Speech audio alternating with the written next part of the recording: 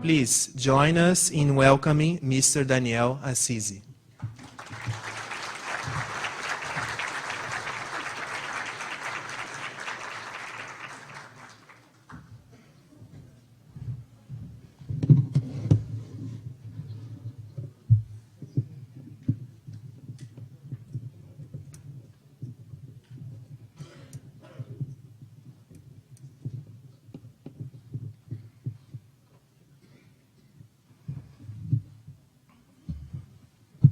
Good afternoon.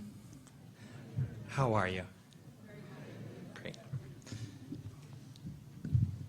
Today I have the pleasure of talking to you about God. And it's not an easy topic. So I want to avail myself of stories from the Far East to get us going. And what came to mind was some lores from the Buddhist, the Hindu traditions about a group of people, of Hindus, who came across an elephant and had never seen an elephant before, decided to take the elephant back to their village to show other folks who too had never seen an elephant before. They got there late. There were thousands of people waiting to see this animal that they only heard of. And the elephant was placed in a dark room.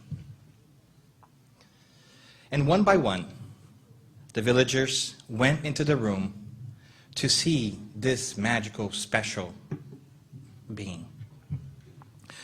But the light, as I said, was little. It was late, and everyone that walked in could only but touch the elephant. And as the first one went in, or maybe not,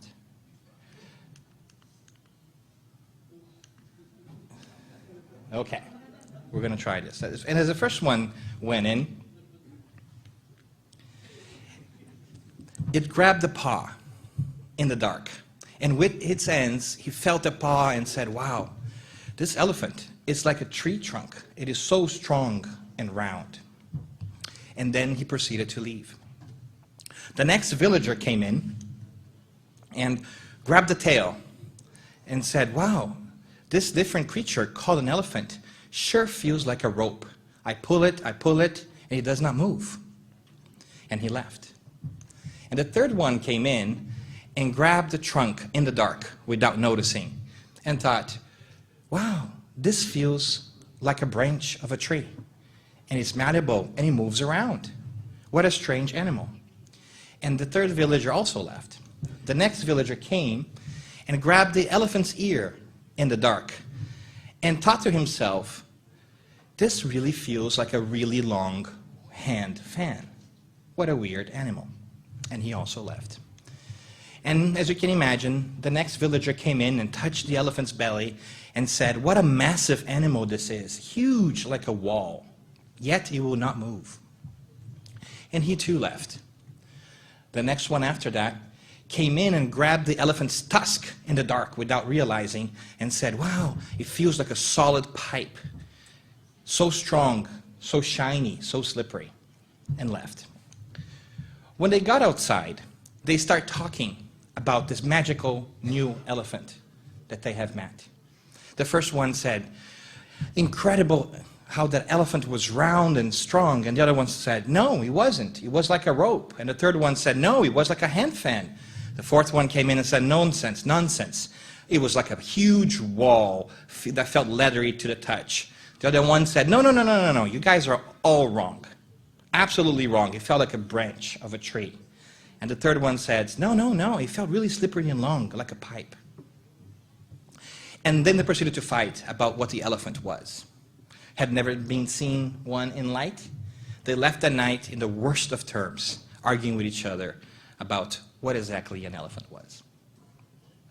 And the interesting thing for us here is that these very people went back into their homes and told their children about the experience.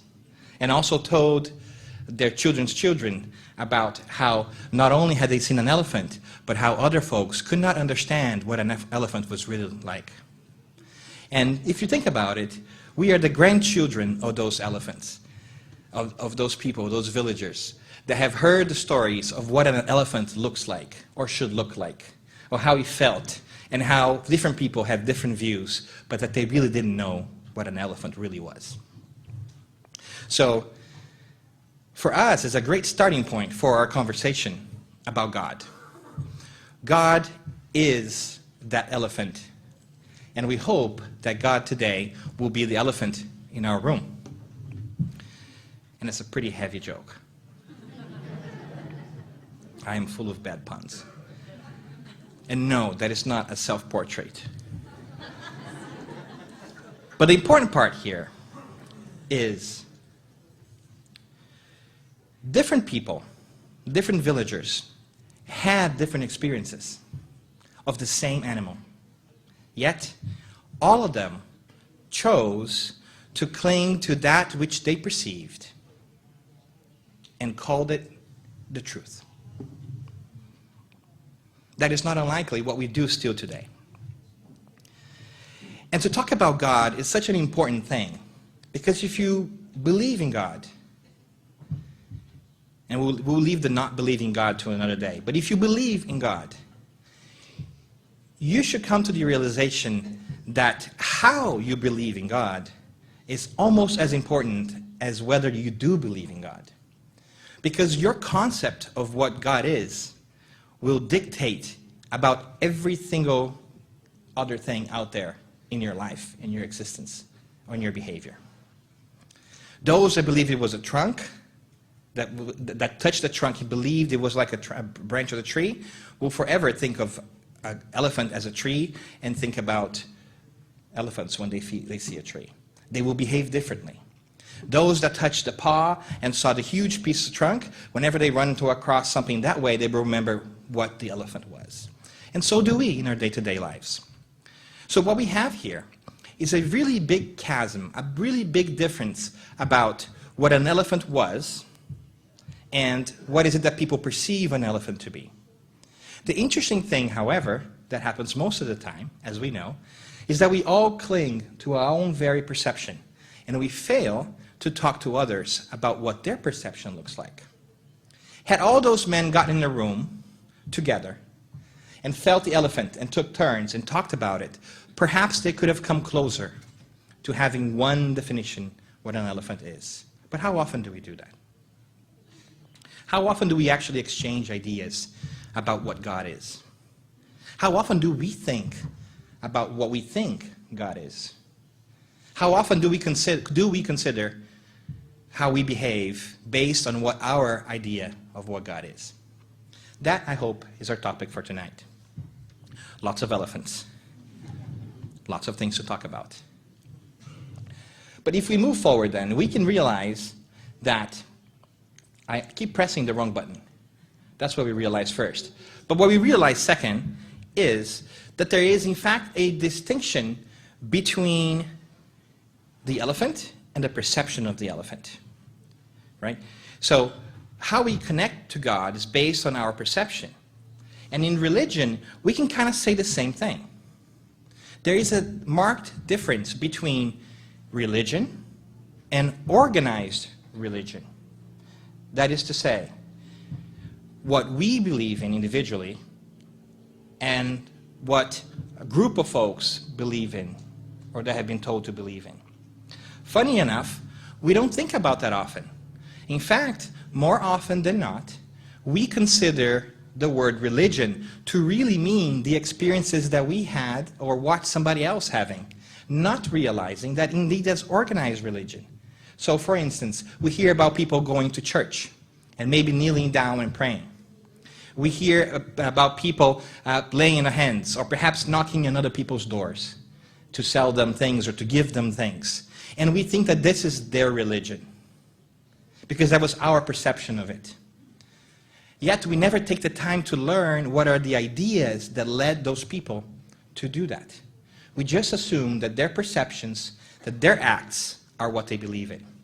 And there's a big difference between what is it that we do and what is it that we believe in. So oftentimes we should really say that organized religion is what we really talk about when we use the word religion. Because at the end of the day, if we go back to the original meaning of the word religion that came from the Latin religare, to reconnect. It means to connect two different parts together. It is an individual connection between us and the elephant in the room, between us and God. And so just like those people, those villagers had different experiences, each one of us will have a different experience when it comes to religion. However, I will venture that many of us have a shared understanding of organized religion. We all believe in the same things, and we come together as we are doing right now and experiencing things in common. But if you were to ask me, is what we're here today doing Spiritism? I would say it's an organized fashion of Spiritism. Because Spiritism is really done in our homes, when we read the books, when we read our own conclusions and make our own decisions. They are close, but they're not the same. And it's very important for us to think always about religion versus organized religion and seeing which one we are doing, because that impacts how we perceive people, how we perceive ourselves, and how we behave. So religion versus organized religion is something that's very important to us because it will dictate how we connect and treat other people. And fundamentally, that's extremely important.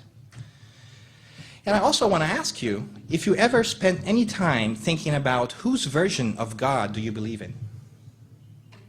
Is it your version of the elephant? Did you literally walk into the room and felt the elephant?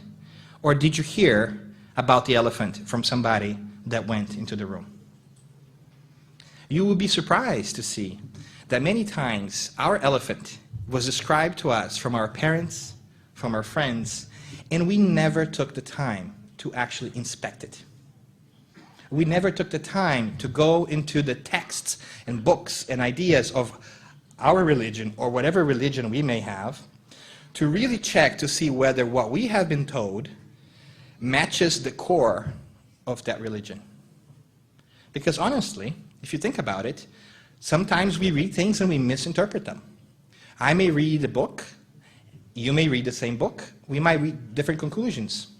Does that mean that we have different religions? Yes. Does that mean that we have different organized religions? Maybe. Isn't that interesting? So the job of pondering about God and our belief in God necessarily asks us to question ourselves as to what is it that I believe and why. And that's something that we don't do that often. That is the elephant in our rooms. Religion then has always an individual flavor to it. It's always about us and what we think and what we want and how we connect to the Creator. Organized religion, it's always collective in nature because it involves more than one person. It is how a group of people come together to discuss that which they did individually. So it's always important for us, as we move forward in our lives, to weigh what we have learned against, obviously, what other people tell us, but also against the origin of those beliefs. Lots of abstract stuff so far, right? Are you good? You okay? Okay. Because I want to make sure that after eating, right, we're still okay. I do not want you guys to stampede out of here like a group of elephants. I have lots of elephant jokes, you just wait. But moving forward. So if it's hard enough to think about how do we know things, how do we know of God, don't worry, it gets harder. It gets harder going up the stairs, like the little kitten over there. The path to greater knowledge and self-awareness demands effort, demands skin in the game. We have to do our own homework. So that's a good thing. We'll talk more about that later. But if looking into ourselves, it's hard enough already to see what is it that we believe in, what is it that's sitting there in our subconscious, our unconscious, and our acceptance of other things that people say, it's an interesting perspective. Think about it. Not only may we have heard things from our parents, we may have also brought ideas and concepts from our past lives that we're still carrying around. We too need to check those. We too need to find out, do they match what I think that they should match? How do I know what I know? But let's make this even more complicated because we're here and we're talking about elephants. All right. So indulge me if you would. Let's do a little exercise. Just play along, or pretend you're playing along, even if you don't. Close your eyes for a second. Breathe, relax. Now, in the exercise of religion, in this thought process, imagine God. Are you imagining God? Now open your eyes. Don't answer out loud. But what did God look like for you? Did it look like this? A vengeful guy, pretty angry, in the top of the Sistine Chapel pointing fingers at people? Was it maybe a little different? Did it maybe have the posture of a really nice old man with beard sitting on clouds? Or did it have a totally different perspective because you have a different understanding of what it is? Maybe you had even a more modern idea of what God looked like. Right? But the question here, what I really want to get at is, did you imagine God as a person? Good for us. The natural tendency is for us to put an image in it. And it's even difficult for us to find a proper term. Linguistically, we've called him he, or it, or she. None of those are truly actually correct, if you think about it. But my point here is that we all have an image of God for ourselves. I'm not talking about a definition of where we learned it from, but the image that we ourselves bring into the mix. And that makes it really difficult and really complicating. Because what we are trying to do is understand something that is vastly different than we are. And the only way we have of doing that is explaining it in the ways that we are used to. How do you explain that which you don't know? It's hard.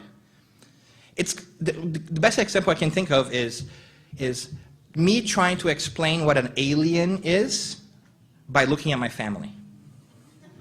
Granted, they're a little weird and cuckoo. But because I have never seen an alien before, I can't really tell you what an alien looks like. Maybe it's green. Why is it green? Because I saw it on TV. Is it really green? I don't know. Maybe they eat too much minced chocolate chip. Who knows? I haven't seen one.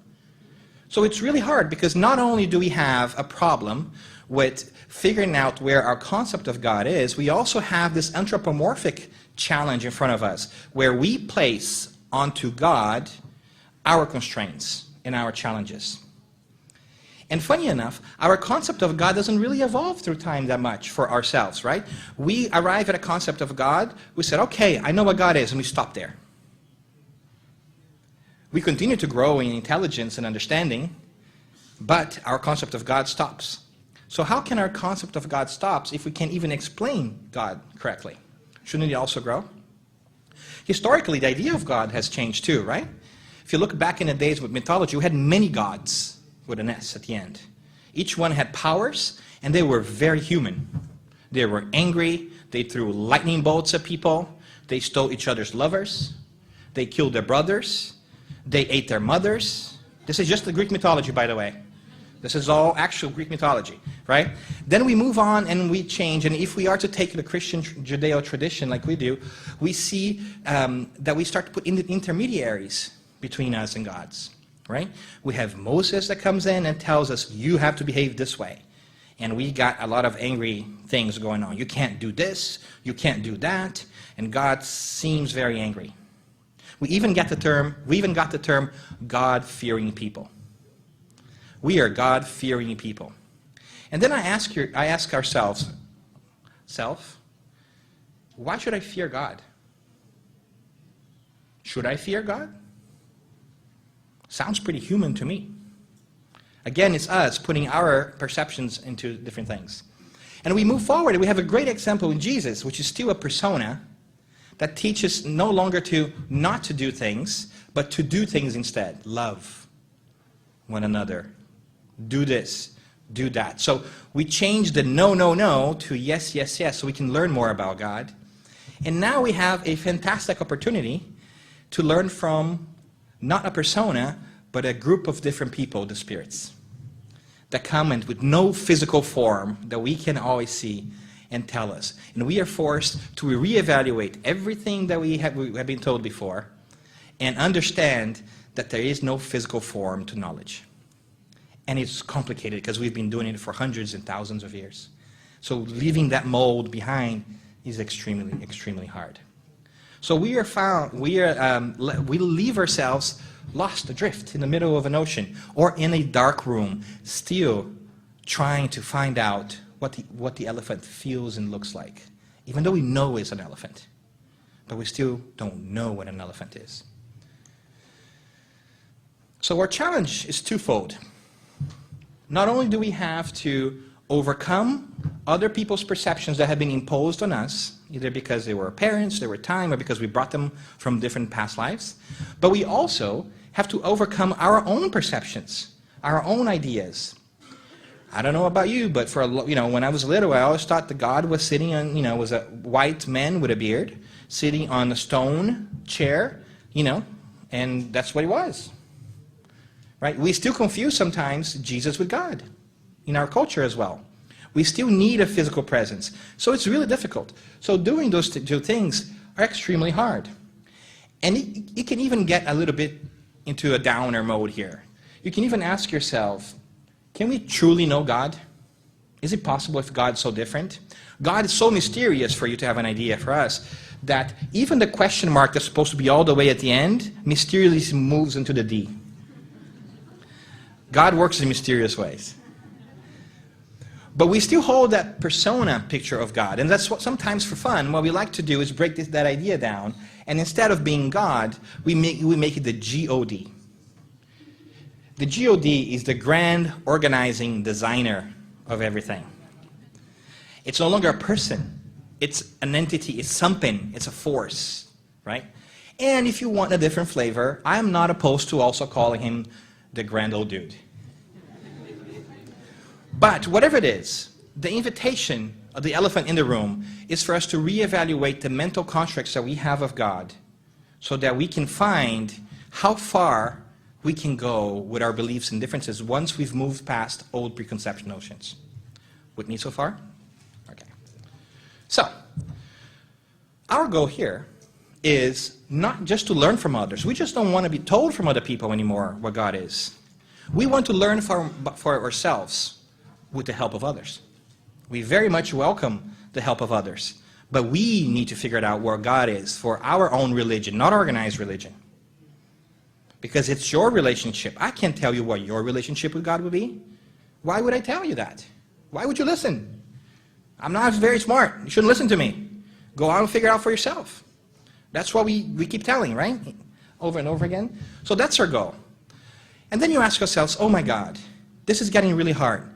If I don't really have an understanding of God is, and I'm not quite sure how I got there, and I'm not quite sure how I'm going to get out of there, who can possibly help me figure this out? Who could have more understanding than I do about God, that has been closer or more evolved to God, and could help me figure it out for myself? Well, how about the spirits? Isn't it interesting? Spiritism is uniquely positioned to help us understand God because we have contact with beings who are no longer in the physical body and therefore are more able to have knowledge about God and have a better way of expressing it, so they can help us. And in fact, they do. The spirits help us by making the Spirit's book. And funny enough, in the Spirit's book, again, like we always say, and the first part, the very first question touches on that by mentioning what is God, not who is God. We heard that today here.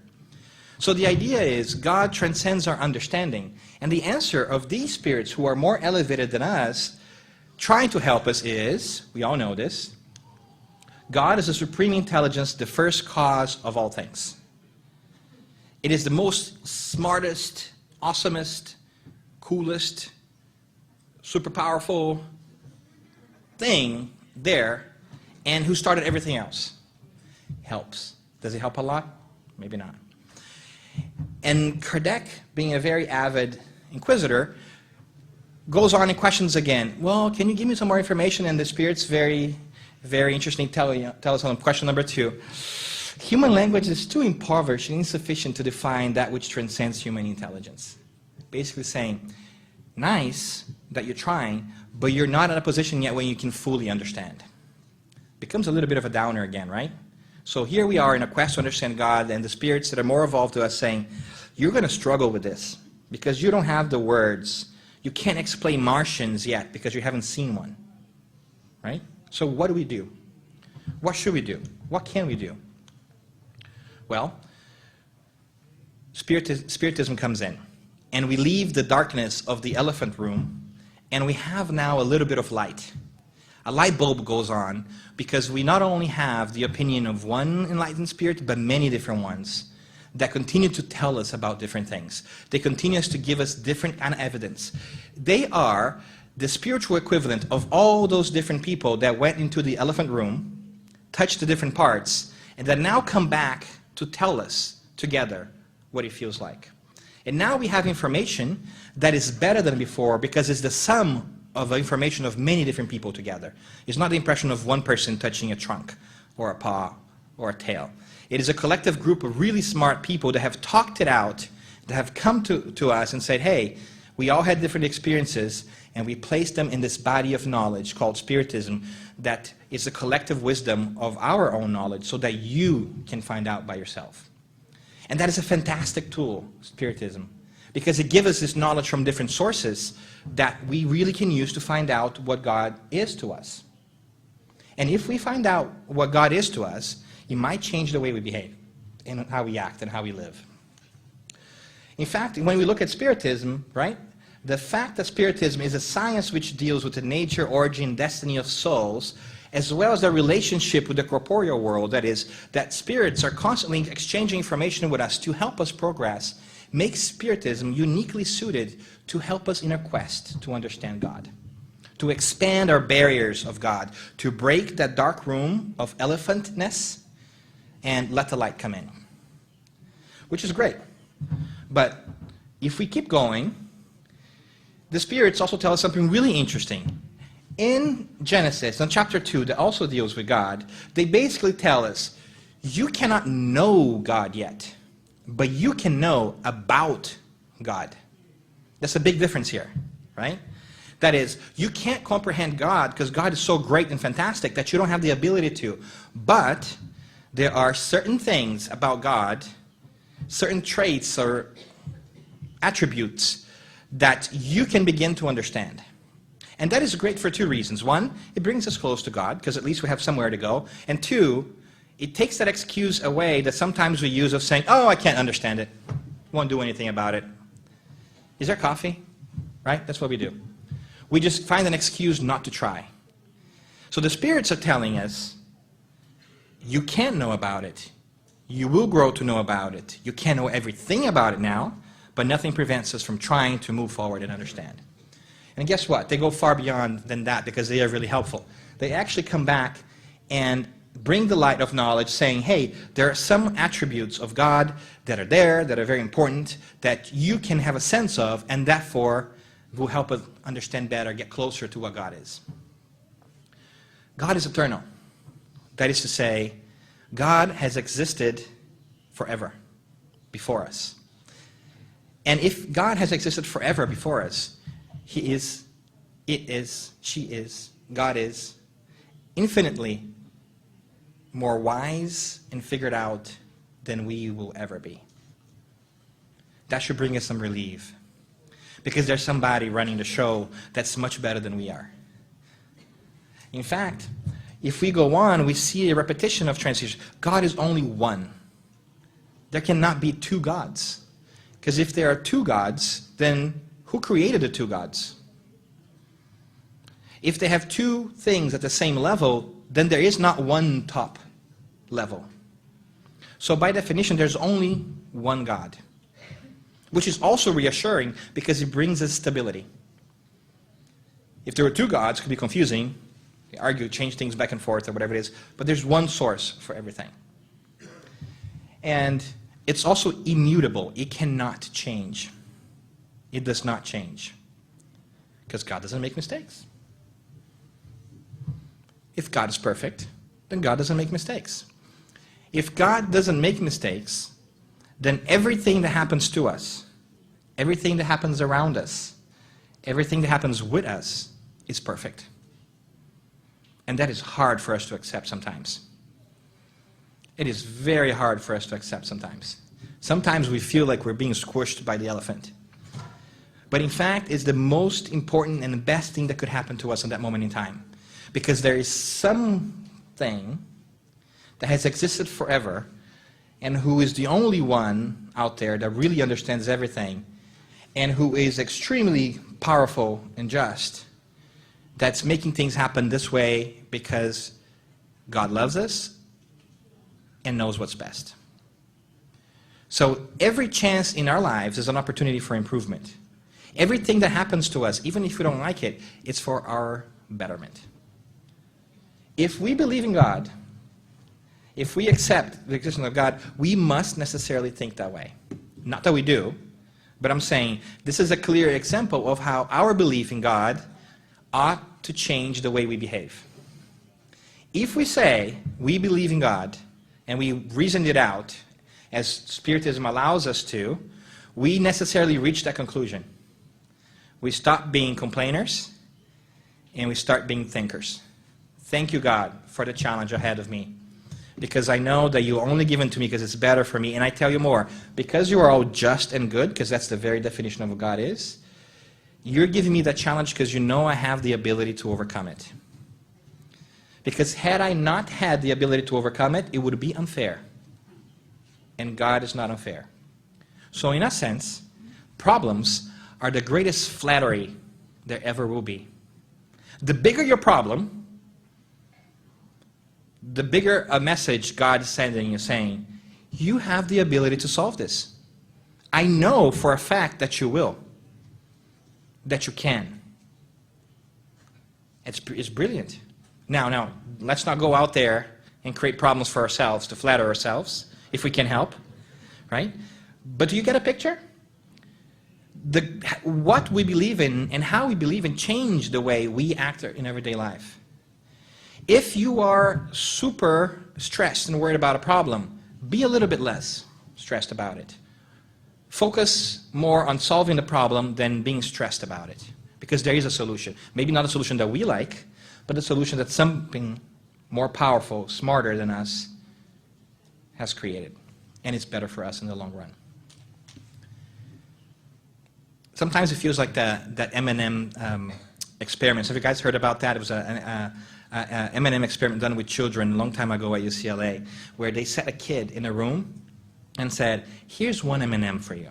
You can eat it now, but if you are able to wait for 3 minutes, I will give you 3 more M&Ms. Right? And they put a kid in front of an M&M, and for a kid that's 3 years old or whatever it is, looking at one M&M for a minute is like eternity. And guess what? More than half of kids did what? Ate M&Ms. Hello, fellow M&M eaters. This is us. When given an M&M in life, allegorically speaking, we eat our M&Ms as opposed to waiting and abstaining from eating the M&Ms because it will be better for us. We indulge in things that are not good for us, only to kind of get immediate gratification. So, but the other important piece here, besides being all-powerful and being able to do everything, God is also immaterial. God is not of this world. He made this world, therefore He's not of this world. Therefore, the things that really matter to God are not necessarily material. So, should we focus on the material? Probably not. Should we care about it? Of course, we should. We are also partly material beings. But our emphasis should be in the immaterial. Because if God is also just and good, life doesn't cease at the end of the physical body. If God is immaterial, and He so loved us that He created us, wouldn't He also want us to live past the material life? Shouldn't you feel more reassured that your parents and those who you love will also live past the physical life? And the bonds that we create here today continue far beyond our material life. Look around. There are 300 people in this room. Maybe you have met them before in previous lives, maybe in this lives. But guess what? Chances are you will meet them again. Maybe in the near future, maybe in a far future. But the friendships you make here today can only grow. The universal family that we talk about is inevitable because we will keep coming back, meeting new people, being in new situations, working problems out. And the number of friends and love we have in our lives can only increase. That is a certainty. It's unavoidable. It's beautiful. That comes from the belief that God is all just and all powerful. Whenever you are down, sad, think about that. When you feel like there's nothing around good happening to your life, consider that. You have friends, not only in this plane of life, but friends from previous lives which you cannot see, who will be by your side helping you. Now, you have to do some of the lifting. You have to help out. But help is there. Because again, there are no problems that cannot be overcome. It's fantastic. It all comes from the simple idea of God being there. But what else can we really say? Well, we can say that Spiritism in general will provide us a tool to better understand our understanding of God, because it will help provide different perspectives on information that would allow us to make our own conclusions. But if we don't make our own conclusions, if we do not take the time to move forward, guess what? Where will we be? Back in the dark room with the elephant. It's personal choice. God so loves us that gives us the choice to even make a choice as not moving forward right now. Eventually we will, but we can even sit down, relax, take a breather, and not move forward right now if we want to. We can eat M&M right now. Or we can work towards more M&Ms later. It's a redo of the parable of the talents, but with M&Ms. I'm making it more modern. I'm going to put it on a Super Bowl ad, see if that works. Because, you know, the material is what really matters, so I'm working on that. But the interesting thing here is that Spiritism, as a tool, it's really powerful for us because it also tells us how to arrive at those conclusions, that we have to put effort, that we have to look at different sources. We have to talk to those different people who felt the elephant and ask them what is it that they're seeing. We have to get information from the spirits. They're incarnate or discarnate. We have to collect all this information and make a decision by days. God would have told us because He loves us. And if you look at it, every single sacred text out there pretty much has diversity in it. Let's take our Bible, the New Testament. There's an Old Testament and there's a New Testament, right? We generally tend to focus on the New Testament because, you know, it's newer, it's more up to date. And from that, we Spiritists even tend to focus on only one passage, right? Which is the Sermon on the Mount, from which the Gospels explained by Spiritism came from. And it's still in there. There are different pieces that we can't quite get. But if we go back to the original gospel, right, the 4 gospels by Matt, Luke, Mark, and John, did you know that they tell different stories? Did you know that they don't agree with each other? Did you know that scholars actually think that some of them might not be fully there and that some of them have been altered? And yet the 4 of them are there almost as if to give us a message that we necessarily need to look at different options, different informations to arrive at our own conclusion. And that's probably why Kardec and the spirits decided to call the books, the Spirit's book, not Kardec's book, not Reveil's book, right? He didn't even get to put his name there.